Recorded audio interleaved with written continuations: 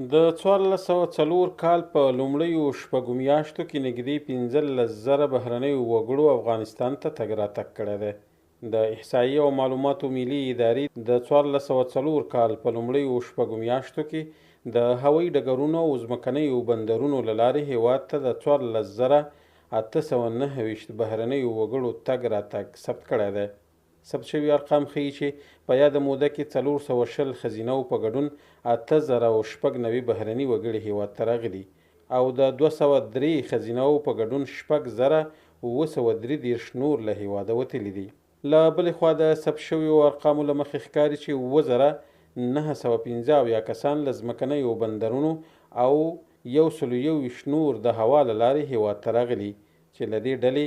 1,315 د هېواد د لرغونو او تاریخي سیمو د لیدنې او پاتې نور چې 6,781 تنه کېږي د کار او زده کړو په موخه راغلي دي. د دې ادارې د ثبت شویو ارقامو پر بنسټ تر ټولو ډېر 5,046 بهرني وګړي د نیمروز بندر او ورپسې 805 د هرات له هوایي ډګر او بندرونو، 524 تنه د تورخم بندر، 350 د حیرتانو بندر او بلخ هوایي ډګر، 326 نور د فاریاب اقینې بندر له لارې هېواد ته راغلي دي.